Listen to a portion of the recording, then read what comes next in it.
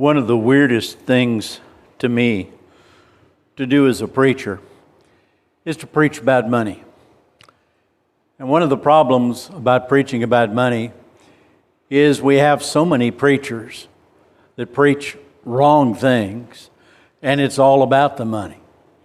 And every year, several different news sources will post the actual income of a lot of these preachers. And what I found is most of the time, most of the brethren that I know, we're just normal middle class, sometimes lower middle class. But when we talk about money, I was surprised. Jesus, first of all, said more about hell than any other writer, speaker in the New Testament or the Old Testament. And the second thing that he spoke the most about happened to be money. Actually, he spent most of his time talking about the love of money. Just the other day, somebody quoted, "Love is the root of all evil." Only they didn't quote it right. Money is the root of all evil. And that's just not true. So we're going to talk tonight about what Jesus said on one occasion about the concept of money. And that's going to be in Luke chapter 12. Now, if you were here the other day when Craig preached for us, Greg, he preached about Luke chapter 12. And as he was preaching on that, I was sitting there reading the text. And I was paying attention to him and thinking about something else at the same time. At least I like to think I was. And this is what I began thinking about. In that particular chapter, that was a very busy day. Now, as you read through, for example, the book of Mark, or even the book of Luke, what Jesus did was he ran around the country preaching. And his habit was, on the Sabbath day, he would go into a synagogue, whichever town he was near, and he would preach. I would have loved to have been able to just tag along and just listen to what he had to say. And so I'm not alone on that. Luke says there were thousands of people that wanted to hear Jesus. And if you can imagine, I've never been that popular. I will never be that popular. No matter how many Facebook accounts I get, they'll never add up to thousands of followers. And yet Jesus had physical followers trying to gather around and listen to him. And he began warning them about the hypocrisy of the Pharisees. The Pharisees, we run into them over and over again. And my first impression when I started studying the Bible, that the Pharisees were this huge group of people that had this total influence. And I was amazed to find out there were just a few thousand of them. But they did have a terrible influence. And they were considered by many people to be the elite of the religious people, showing us how we ought to serve God. And Jesus kept saying, no, they're not.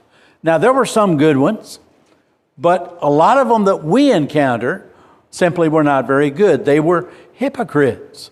They taught various things, and they simply did not do that. And then he warned that discipleship, as we talked about this morning, is going to involve, whether we like it or not, is going to involve persecution. And you're going to suffer. We live in a good country. We're not suffering much yet, but I wished I could put you all in my pocket and take you to China and get out of the big cities and get into the rural areas. Or if you want to make a shorter trip, we'll just go across the river down here and go into Mexico. And what you find is a real third world country. And the majority of the people, they are in poverty. And the majority of the world is in fact in poverty compared to us. And so it becomes hard as a preacher to be fair and even-handed about this and not to go off in one way or the other. So we're going to try that. Now, Jesus talked about if you're going to be a Christian, you need to be willing to stand up and tell people you're a Christian. Don't be embarrassed. Don't be ashamed. You don't have to have a stand on the corner preaching experience. What you just need to do is to let them know, I don't think that way. And let it go. Tell them the reason you don't think that way if they ask. But we are going to make an influence upon people when they know we not only don't live that way, but here's why I don't live that way. And here's what is right and wrong. And then he warned about the blasphemy of the Holy Spirit. Brother Jeff talked about that in our Wednesday night class. If you missed that, I didn't record it last week, Jeff. I forgot to push the little red button. So you'll just have to have him come over to your house and reteach that whole lesson again. Then he talked about how he was going to send the Holy Spirit to help those that he sent out. And God prepares those that he is using, and this was one of the ways that he did that. Now, I would have liked to have been there. I mean, this is going on all day. There's thousands of people that are listening to him as he's telling them about God and what is right and what is wrong and who is right and who is wrong and what they needed to observe about that. And all of a sudden, somebody in the middle of the crowd interrupts the spiritual feast. If I was standing next to this guy, I think I'd have kicked him in the shin. Shut up and sit down. But he had the floor. And so he says, Teacher, tell my brother to divide the family inheritance with me. Now, in the first century, the rabbis were kind of the center of all of the social and religious life of their communities. And so they became the person that explained everything. And so Jesus is a teacher, a rabbi, according to some of them. And so this man takes the opportunity. Obviously, he's a teacher. Everybody's listening to him. But as a preacher, I've gotten caught in the middle of this. And it absolutely disgusts me that the children and the families, and sometimes it's the extended families, the grandchildren or the married into the family people. And what happens is they begin fighting even before Grandpa is dead. They begin fighting over all of the goods and the money. Sometimes, on one occasion, a daughter complained to the son about the 30-year-old table saw that belonged to Grandpa. And it had sat in the son's house. He had built his house with that, and it had been there for 20 years. And she now demanded half of that. If I would have been there and there was a way, I would have done a Solomon on that one. I'd have cut the thing in half and given her half of it. But how do you divide a 30-year-old table saw? What is a 30-year-old table saw worth in money? You put it on YouTube and you put it on for sale, and you may get $30 out of the stuff.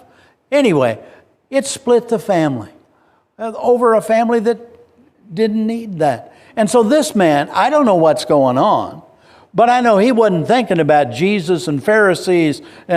He was thinking about money, my money, or what should be my money. And I don't know whether he is right or whether he is wrong. Y'all notice Jesus doesn't even follow that up. He's not going to worry about it one way or another. And so Jesus answered, and he said the first obvious thing, who made me a judge over that? He had more important things to do. And so he doesn't want to even interject himself in the middle of this. Now, I don't know if the man persisted or followed up or took the hint. I hope he took the hint and sat down. But Jesus used that as the occasion to talk about greed and money, and the desire for money and the love for money, and to simply warn about that. And so he said, beware and be on your guard against every form of greed. For not even when one has an abundance does his life consist of possessions. Years ago, I read about all of the people that won the lottery, and it was an amazing thing. Their life completely changed. For a little bit, it was everything money could buy. And within 2 years, the money ran out. They were divorced. They didn't have a job because they had quit. They didn't have a career. They didn't have any friends, because if you gave them money, they're no longer your friends. And if you don't give them money, they're no longer your friends. And it ruined life after life after life. So you will never see me spending any money on a lottery ticket. In fact, if I see one on the ground, it will stay there and ruin somebody else's life. But people are obsessed. And Jesus warned about this desire for money and all sorts of greed, because it's not always just money. It can be other things that people desire. And he said this now, turning to the whole crowd. He's done with the man. And he turns to the crowd and he says unto them, beware. I want to tell you, if Jesus says beware, that's something you need to write down in a book and look at it. Memorize it. Beware, because it's very, very dangerous for that. And then he added, and be on guard. Set a guard. Understand it. Set a limitation. Say, I won't go here, to know just how far you're supposed to go. And then every form of greed. And so some people desire things, not necessarily the money. But whatever it is, there's a problem with that. And then he makes something that even if you have all of the money, that's not what your life really consists of. If you think your life consists of the money and the things, how quickly you can lose that. How quickly you find out it doesn't really mean anything. And Jesus is going to talk about that. So Jesus tells them a parable.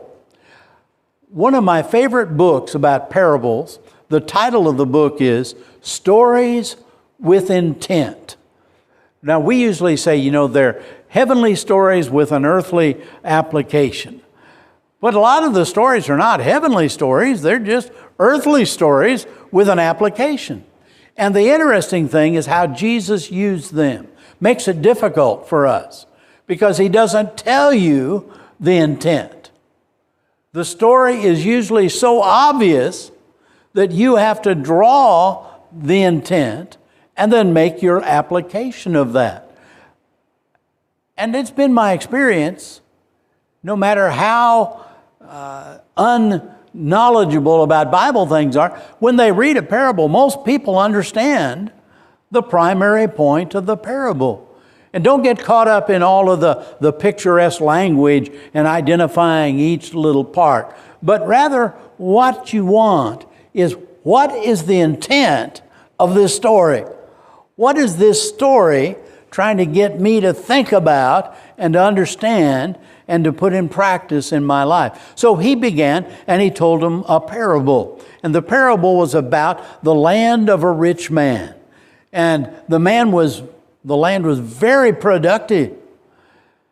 Interesting. Now, I may have this in a later chart, but I want to mention them while I'm here. Did you all notice the man didn't cheat anybody?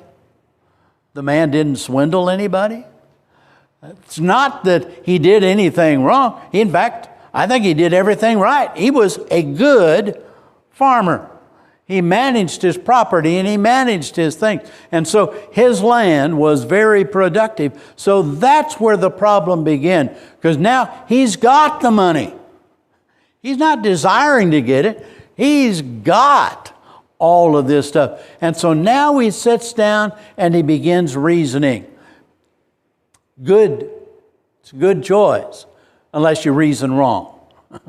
If you take a left turn, you're going to make the wrong application about money in your life, and you need to make the right application. But this man sits down and he begins reasoning to himself, and he said, what shall I do? I have no place to store my goods. And he said, this is what I will do. I'll tear down my barns, and I'll build bigger barns, and there I will store all of my grain and my goods, and I will say to my soul, I wished I could hear how this sounded.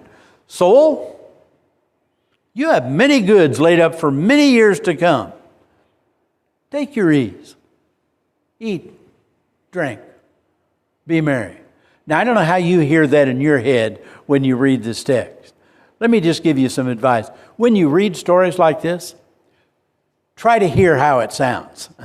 Try to imagine, what did it sound like when this man said it? And I'm going to tell you one thing that I always come back to. The man was really satisfied with himself. And you know that because notice on this, he told a parable, and the rich man began reasoning, what shall I do? I have no place to store all of this. And then he said, this is what I will do. I will tear down my barns, and I will build larger ones, and I will store my grain, and I will say to my soul, are you all counting the I's in that? He never once mentions God, or neighbors, or family, or friends. It's I. And then go back and read it again. The rich man said, I have no place to store my crops. He said, this is what I will do. I'll tear down my barns, and I will build larger ones. And I will store my grain and my goods. And I will say unto the soul, you have many years of that. And then God said, the juxtaposition of this should just grab you by the collars. If you want to understand what Jesus said, this is one of the easiest parables to understand. And God said, you fool. Now, I don't know how that sounds in your head either, because I don't know what the voice of God sounds like. But I know what? God was not happy. And God was maybe a little bit condescending to him. You fool? Don't you know? Don't you understand? How can you miss the point of life, you fool? And so God said unto him, this night your soul is required of thee. A lot of debate among Bible students. Does that mean he died? I think so. Or does that just mean God gave up on him and turned him loose? Well, it could be that, but I think the first one. But either way, he's in serious spiritual trouble, and he's rich. So, God said in God's revelation. Now, how did Jesus know all of this stuff about money? Well, he knows all this stuff about everything, but he knew what God had said to the people in the Old Testament. In Deuteronomy 18, when the children of Israel were coming over and they're going to take the land of Canaan, and they're going to, God's going to drive out all of the people who live there, and they'll come in and they'll take their houses, and they'll take their farms, and they'll take their animals, and they will, instead of being wanderers out in the desert, they're now going to be landowners with trees and animals and cities. And so God says, when that happens, remember. I went through Deuteronomy one time and just marked how many times God said, remember. That's an interesting read if you want to try that sometime. But God told them and told them and told them. And so he said, remember, it is God who gives you power to make wealth. He not only gives the wealth, he gives them the power, the ability, the knowledge, the opportunities, the health.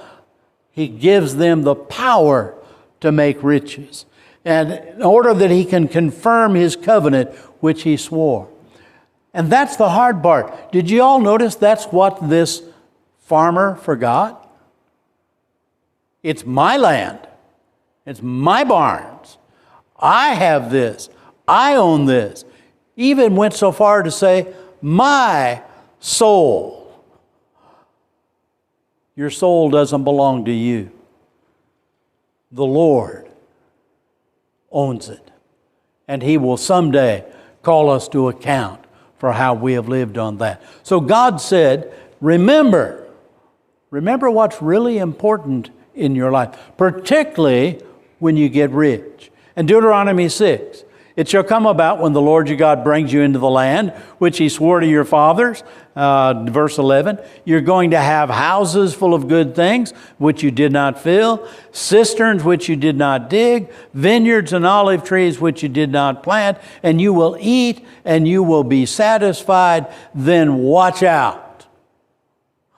Watch yourself at that point. And do not forget. After you've done the remembrance passages in Deuteronomy, go back and reread and notice God said, don't forget, and don't forget, and don't forget. Why did he say that? Because we are prone to forget. Our viewpoint shifts from God and the blessings and thankfulness to mine. And it changes our life, and never for the better. He said, but do not forget, it was the Lord who brought you out. And then in Proverbs, do not weary yourself to gain wealth. Cease even from consideration of it. When you set your eyes on it, poof, it's gone. For wealth certainly makes itself wings like an eagle that flies toward the heavens. I was watching another documentary. I need to wean myself off some of those. But this one was about the Great Depression and what happened when the stock market fell. And it was absolutely amazing how it got there in the first place. And there was nothing for it to do but explode. It had no basis in economics and real money and functions. And it did. And it always will. And there will be these corrections. But when it happened, people were surprised. And God says, don't let that happen to you. When this happens, do not forget God. And so don't set your heart upon it. He said again in Psalm, do not trust oppression and do not vainly hope in robbery. If riches increase, do not set your heart upon them. We have a phrase, easy come. Okay, y'all know the phrase. And that's true with money. If it comes, it can go. And so don't set your heart upon that. And then the book of Ecclesiastes, the writer there sets out to figure out on his own. Now, he knew God, and he knew about the revelation of God, and he talked about God over and over and over and over and over again. He talks about God, but he's trying to figure this out on his own. And so what's the best teacher in life? Experience. So he sets out to experience life. And so part of that was he was rich. He said, I built my works. I built houses, I planted vineyards, I made gardens and parks, and I planted all kinds of fruit trees, and I made ponds of water for myself, and I irrigated all of the growing trees, and I bought male and female slaves, and I had homemade slaves, homeborn ones. I possessed flocks and herds, more than all of those ever in Jerusalem before me. And I collected silver and gold and the treasure of kings and provinces and provided for myself male and female singers. He didn't have a radio. He had live entertainment. And so he now has provided all of this stuff, and I became great, and I increased more than all who preceded me, and my wisdom was still there. So after he got all of this, he had the will to step back and look at your life. And what do you find? All that my eyes desired, I did not refuse them. And for my heart was pleased because all of my labor and my reward. And I said, behold, it's vanity. That word doesn't mean vanity the way we talk about it. It really means temporary. The idea that it may serve a purpose for a little bit, but it is not an eternal purpose. It's not your life's purpose. And so he took one look at this, and he had more money than we can ever dream about having. And he said, and it's vanity. It's temporary. When I die, I'm going to have to leave it to somebody. And I don't know whether that somebody's an idiot or smart. I don't know whether it's going to make their life better or whether it's going to ruin their life. And so he said, that's not the purpose of life. Isn't it amazing how sometimes rich people can make those kinds of statements? But he had learned from experience. That's not that. So, what has God told us about money? Here's where you end up trying to understand the parable. What is that parable really trying to teach me? What is it getting at? Well, number one, y'all remember the first and greatest commandment? We're going to come back to it. Love God with all of your heart and soul and might and strength. When we talk about sin, I'm going to tell you the greatest sin is not something that you do. The greatest sin is you rebel against the relationship with God. You no longer want God in this relationship. You want to control. You want it to be you. That was Adam and Eve. That's every person since then. It's people today. And so the problem comes is, will we listen to God? If God is the love of my heart, the love of my life, what happens is I'm going to put Him first. And if I begin putting Him first, money becomes a secondary issue in my life. Now, time out. You have to have money. You need some. We don't live in a barter society. So you need money, or at least enough to get by. And one of my favorite stories was a mother and a daughter that were saying goodbye to each other in the airport. And they gave each other a hug, and the daughter looked at her mom and said, "May you have enough." And mom said, "And may you have enough." And they hugged each other and they went their separate ways. But think about it. Isn't that really true? It's not that I have more than enough, and I surely don't want less than enough. And so what we're really trying to get out of life is enough. But that enough for what? And that's where we often make a mistake. If I just had a bigger house, I would be happy. If I just had a newer car, I would be happy. If I just had one less kid. Now, I don't know if it works that way or not, but what happens is no matter where we are, there's always something different, and it's just over there, and just one more step, and we begin setting our heart upon that. And we forget about contentment. The absolute contentment to serve God. Amazing. The Apostle Paul said in Ephesians chapter 4, he said, don't steal anymore, but rather work with your hands that which is good, in order that you might have to give to other people. I've been asking this question ever since I started preaching. Have you ever taken a second job so you could give the money away? And I don't mean to IRS. To give money away. And the answer is, yeah. I had one person meet me at the back door and say, that's exactly what I did. He had read this verse and decided that's what I want to do. And so that particular money went into a different account, and he used it to his best of ability to simply give it away. And he found out that was difficult. Giving it away where it does good is hard. Giving it away is easy. And so he was trying to do that. But that's what the Apostle Paul said. So what are we doing with the money that we do have and the job that I do have? And how much of that have I set aside to be used strictly for benevolence, strictly to help people as I find them? And then Paul addressed those that were rich. Now, I don't know whether you caught this or not, but did you know that there were Christians in the first century that were rich? Do you know that Abraham was rich?